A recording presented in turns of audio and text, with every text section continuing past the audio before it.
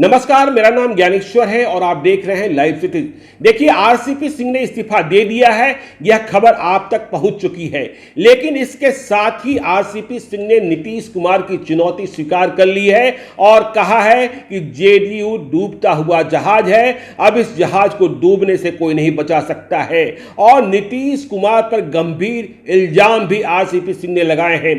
अभी से कुछ देर पहले आरसीपी सिंह ने अपने गांव मुस्तफापुर में प्रेस कॉन्फ्रेंस की है और वहां कई सारे आरोप उन्होंने मढ़े हैं। उन्होंने इतना तक कहा, कौन कहता है नीतीश कुमार 18 घंटे तक काम करते हैं, मुझसे बेहतर कौन जानता है। सुबह ही 11 बजे दफ्तर आते थे, 1 बजे खाना खाने चले जाते थे, फिर शाम को 6 बजे से भूंजा पार्टी शुरू हो जाती थी। 3 घंटे की भूंजा पार्टी कोई ऐसा मुख्यमंत्री करता है क्या? जमीन के जो आरोप लगे आज सुबह से, जिसके कारण सियासी तापमान चढ़ा हुआ है, आरसीपी सिंह ने कहा जिन जमीनों की चर्चा हो रही है वो जमीन 900,000 रुपए कट्ठे की जमीन है और मेरे नाम तो कुछ है ही नहीं। मेरे नाम तो न पटना में, न दिल्ली में, न मुंबई में कहीं कुछ नहीं है। पिताजी का बंटवारा हुआ तो एक जमीन मिली 5 या 6 कट्ठे की, और जिस जमीन पर आरोप लगाए जा रहे हैं वह जमीन मेरी पत्नी कृषि का काम करती हैं, गांव में ही रहती हैं और मेरी बेटियों ने खरीदा है। उनका कहना है कि जो यह आरोप है कि चुनावी हलफनामे में हमने जानकारी नहीं दी, तो आरसीपी सिंह कहते हैं कि देखिए 2016 का जो चुनावी हलफनामा है उसमें हमने इसलिए जानकारी नहीं दी क्योंकि हम यह मानते ही नहीं थे कि हमारी दोनों बेटियां लिपि सिंह आईपीएस और लता सिंह मुझ पर डिपेंडेंट हैं। वह 2010 से इंडिपेंडेंट तरीके से अपना इनकम टैक्स रिटर्न दाखिल कर रही थी, इसलिए मुझे कोई भी बताने की जरूरत नहीं थी। आरसीपी सिंह कहते हैं अच्छा इन्होंने प्रारंभ किया है, कोई किसी के बारे में लिख देगा और ये पूछ लेंगे। अब देखिए कौन कौन विधायकों के बारे में कहां कहां से लिखा पढ़ी होती है। आरसीपी सिंह कह रहे हैं जिन जमीनों की बात हो रही है उसकी कीमत पता कीजिए, और ऐसे लोग जिन्होंने शहरों में करोड़ों करोड़ की जमीन ले रखी है, फ्लैट ले रखा है, उनका भी पता कीजिए, सब कुछ मालूम हो जाएगा। आरसीपी सिंह कह रहे हैं, देखिए उन्होंने बहुत गंभीर आरोप लगाया, कहा कि ईर्ष्या, दाह, जलन का भी एक स्तर होता है। बहुत निचले स्तर पर ये लोग आ गए और मेरे साथ जो इतना लंबा संबंध था, एक कटसी भी नहीं रही नीतीश कुमार को। 27 तारीख को जब टिकट का फैसला हो रहा था तो हमारी मुलाकात हुई थी। टिकट नहीं देना था, बता तो देते, लेकिन इतना भी उन्होंने नहीं किया। आरसीपी सिंह इस बात से बहुत दुखी हैं कि टारगेट उन्हें किया जा रहा है, चिन्ह उनसे है, लेकिन निशाने पर उनके संतान, उनकी बेटियों को लिया जा रहा है। वे कहते हैं नेचुरल जस्टिस के सिद्धांतों का पालन नहीं किया जा रहा है, मर्यादा का निर्वहन नहीं किया जा रहा है, और वैसे लोग आरसीपी सिंह के घर में शीशे फेंकने की कोशिश कर रहे हैं जिनका घर कब टूट जाएगा कोई नहीं जानता है। वे कहते हैं जिन लोगों से चिट्ठी लिखवाई गई और जिस चिट्ठी के आधार पर मेरे नाम यह पत्र जारी किया गया, वे कुछ लिखना पढ़ना जानते भी हैं क्या?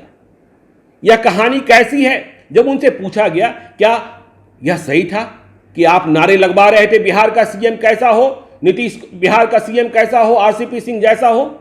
आरसीपी सिंह ने कहा हमने किसको कहा और कब कब नारे लगते रहे?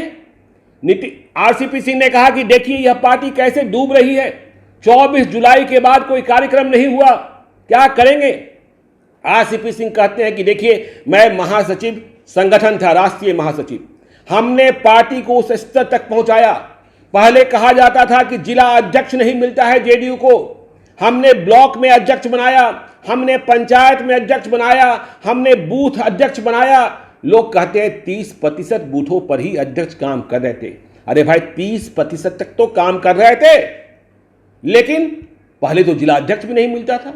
जब आरसीपी सिंह से यह पूछा गया कि आपके खिलाफ आरोप यह है कि आपके कारण पार्टी तीसरे नंबर की पार्टी हो गई 2020 के चुनाव में, आरसीपी सिंह ने कहा अच्छा सवाल है, मेरे कारण हो गई। तब पार्टी के अध्यक्ष कौन थे?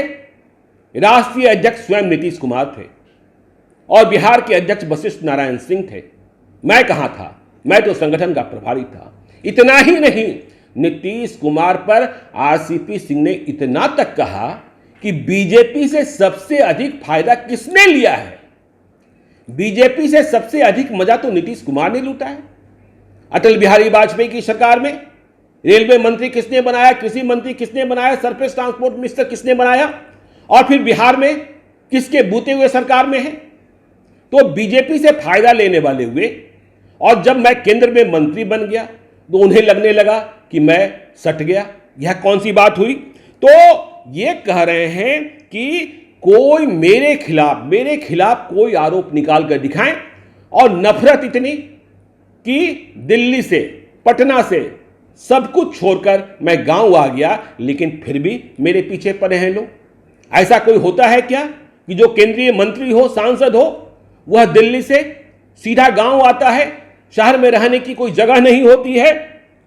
तो आरसीपी सिंह आज पूरे गुस्से में थे। उन्होंने लाइव प्रेस कॉन्फ्रेंस में इस्तीफे का ऐलान किया और कहा कि देखिए, सब कुछ खुलेगा, ऐसा कुछ नहीं है। जिनके घर शीशे के होते हैं वे दूसरों के घर में ईंट पत्थर नहीं फेंका करते हैं। कहते हैं काम करते हैं 18 घंटे। तो देखिए, अब आरोप और प्रत्यारोप कहां तक जाएगा, यह समझने की बात है। और जमीन की कीमत कह रहे हैं कि जाकर जमीन देखिए, तो जो जमीन है, कृषि कार्य से किसको, हमारे बच्चों को कितनी आमदनी होती थी, इनकम टैक्स रिटर्न क्या था, मैं कहां था जब उनसे पूछा गया कि गिरिजा सिंह, जो उनकी पत्नी का नाम है, जमीन की रजिस्ट्री में नामों की हेराफेरी की गई है, स्पेलिंग को गलत लिखा गया। उन्होंने कहा मैं कहीं गया हूं क्या? कहीं मेरे अकाउंट से कोई पैसा ट्रांसफर हुआ है क्या? मेरे पास पैसा ही कहां है? मुझे तो भारत सरकार का प्राधिकारी रहते हुए जो पैसा मिला और बाद में सांसद रहते हुए जो मिला वही तो है। आरसीपी सिंह अपनी सफाई दे रहे हैं। आरसीपी सिंह कह रहे हैं कि जब मुझ पर आरोप लगा था, विपक्ष आरोप लगाता था, तब भी हम कहते थे कि साबित तो करो, और आज फिर हम कह रहे हैं।